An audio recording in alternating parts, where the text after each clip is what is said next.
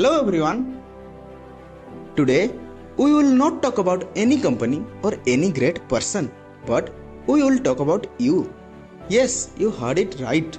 We will talk about you and how you can achieve financial freedom by discussing some important points from the most famous book called Rich Dad Poor Dad, written by Robert T. Kiyosaki. Before moving to the lessons, one should know what is financial freedom. Basically, financial freedom is the status of having enough income or wealth to pay one's living expenses for the rest of his life without having to be employed or dependent on anyone. So now, let's move to the lessons. The first lesson is, rich don't work for money. Here is two dads in this book. One is rich dad and the another is poor dad. The author's dad is poor dad and his friend Mike's dad is rich dad. When Robert was 9 years old, Robert and his childhood friend were not invited to a classmate's beach house because they were poor kids. Then they came to meet the poor dad, and after that, poor dad simply said them to go and make money. He and his friend Mike did just that. They collected empty toothpaste tubes, which at that time were made of lead. They melted them down and used plaster molds to make counterfeit nickels. Robert's dad, who told them that they should talk to Mike's dad, who never finished 8th grade but ran multiple successful businesses. Mike's dad, who was the rich dad, agreed to teach them. Rich dad gave them work for 3 hours on every Saturday at one of his convenience stores. Rich dad used to pay them 10 cents for an hour. Robert bored with the work and low pay. Then the next Saturday morning, Robert went to meet the rich dad. Robert said that rich dad had not taught me anything despite their agreement.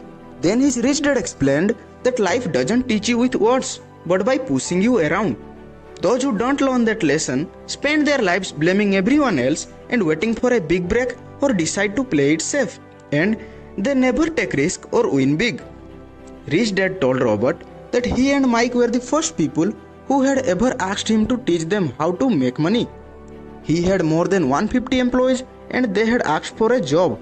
They had never asked for the knowledge that Robert and Mike wanted. We have learned the first lesson from this story. Many people who have a high-paying job still struggle with money problems because they didn't know how to make money work for them. Most people's lives are controlled by fear and greed. Fear of being to lose money, but once they have that money, greed gets them thinking about all the things they could buy. It's what the rich dad called the rat race. That's why one should keep an eye on the opportunities to make money. The second lesson is financial literacy. When people ask Robert where to start getting rich, he gives them the same answer that his rich dad gave him. If you want to be rich, you need to be financially literate. Without having that financial literacy, one's efforts are like building a skyscraper on a weak foundation. Accounting as a subject is boring and confusing, but absolutely crucial to achieve financial success. Robert says that you must know the difference between an asset and a liability, and only buy assets. Assets add to your income, it puts money in your pocket, but a liability takes money out of your pocket. It seems simple, but so many people struggle because they buy liabilities. What is missing for so many people is a financial education. Everyone may have learned how to make money, but not how to manage it. They learned how to work hard for money, but not how to make their money work hard for them. So many people don't take the time to question whether something makes sense and simply follow the crowd. They mindlessly repeat what they have been told, like your home is an asset, get a safe job, don't make mistakes, and don't take risks. Robert used to disagree with his own father over money matters, especially when it came to his poor dad's view that his home was his greatest investment. In contrary, rich dad saw his home as a liability. Many people still believe that their home is an asset, but Robert teaches that home is a liability because it takes money out of your pocket, not only with taxes and expenses but because of its loss in value, which is also technically known as depreciation. That doesn't mean you can't ever buy a bigger house, but make sure to first buy assets that will generate the cash flow to pay for the house. When there are enough assets to generate more than enough income to cover expenses, and the enough income is reinvested into assets, which grows the asset column on a balance sheet and produces more income. The result is that the rich who understand the difference between assets and liabilities get richer day by day. The middle class gets stuck in the rat race because they treat their income as an asset. Instead of investing in income producing assets, they are also stuck because their salary is their primary source of income. And thus, when their income increases, so do their taxes also increases. We have learned the second lesson that if you want to grow rich, then concentrate on your efforts on buying income producing assets. Keep liabilities and expenses low. So, now the question is, how do you know when you are wealthy? Robert uses a definition by Richard Buckminster Fuller. Wealth is a person's ability to survive so many number of days forward. Or, if you stopped working today, how long could you survive? Another way of stating it, when your assets generate enough income to cover your expenses, you are wealthy, even if you are not yet rich. The third lesson is, rich invest money. Land was wealth 300 years ago. Later wealth was in factories and production. And today wealth is in information. Those who have created financial minds escape the rat race faster. One more thing to remember is that luck is created, so go and create your. Money is not your greatest asset, but your mind is. Train it well because millions can be made out from nothing. In early 1990s, the economy in Phoenix was terrible. Robert capitalized on that by investing in real estate.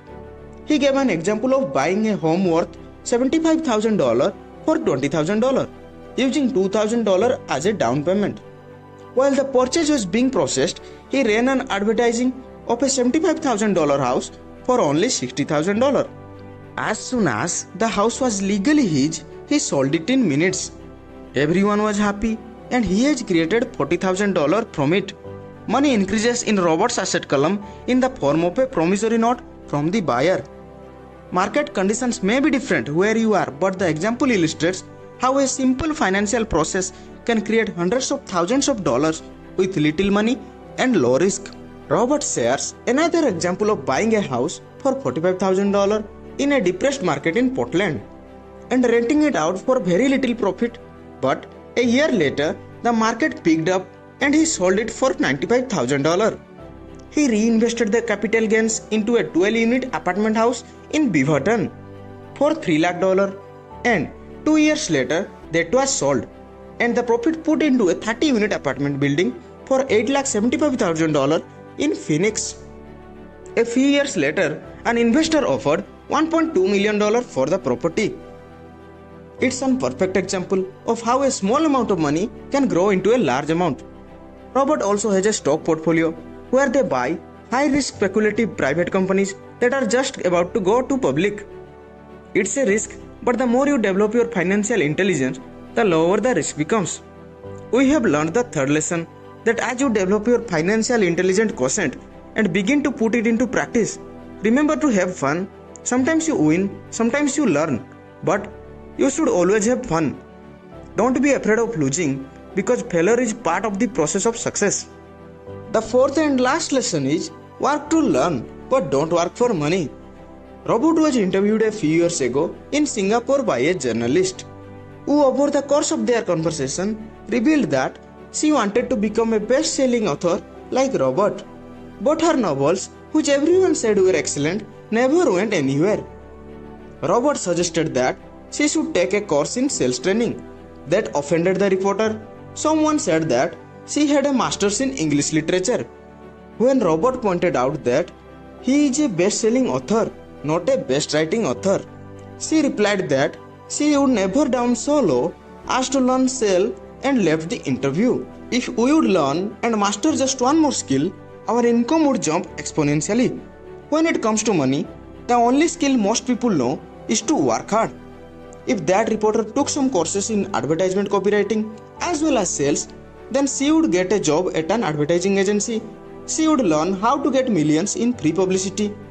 This is a skill that she could put to use, turning her next novel into a bestseller.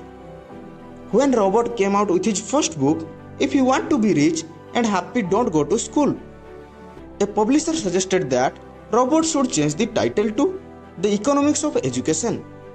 But Robert knew that title would not sell. Robert chose a title that was controversial because he knew it would get him on more TV and radio shows, and it worked. When Robert graduated in 1969, he was hired as a third officer on a standard oil tanker fleet. The pay was okay as well as it came with 5 months of vacation in a year. It could have been a good career, but after 6 months, Robert quit the job and joined the Marine Corporation. Rather than specialize as so many do, including Poor Dad, Robert sought out new skills. Rich Dad encouraged by telling him to learn a little about a lot. Poor Dad did not understand the decision to leave the Standard Oil job.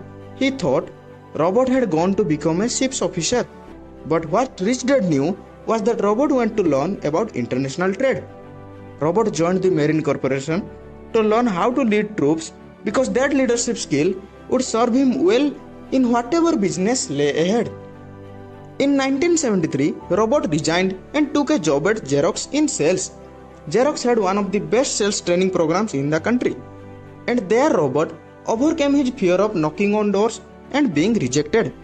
When he became one of the consistently highest producing salesperson, Robert launched his first company in 1977, selling wallets which was manufactured in Far East and shipped to a New York warehouse. Most people work hard to get a secure job, focusing on pay and benefits in the short term. What they should do is seek work that will teach them the skills they will need. Robert recommends a long view. Instead of simply working for money and security, take a second job to learn a second skill. Many will resist it because they are not ready for change. The world is full of talented poor people. They must take the time to learn more skills to succeed. Poor Dad wanted Robert to become specialized, even though that didn't work out well in his own life. He never understood that the more specialized you become, the more you are trapped and dependent on that specialty. We have learned the fourth lesson, that the main management skills needed for success are management of cash flow, management of systems, management of people, and the most important specialized skills are sales and marketing. Communication skills such as writing, speaking, and negotiating are crucial to a life of success. These are the skills that Robert works on constantly, attending courses or buying educational resources to expand his knowledge. We all must learn to be good teachers as well as good students. To be truly rich, we must be able to give as well as receive. Teaching was one of the ways both Rich and Poor Dad gave. But Rich Dad also gave money to church, charities, and foundations. He knew that to receive money, he also had to give it. Poor Dad always said he would give money if he had extra, but he never had that extra money. We hope that you all live a successful life and achieve financial freedom. Thank you so much for giving us your valuable time and watching our video till the end.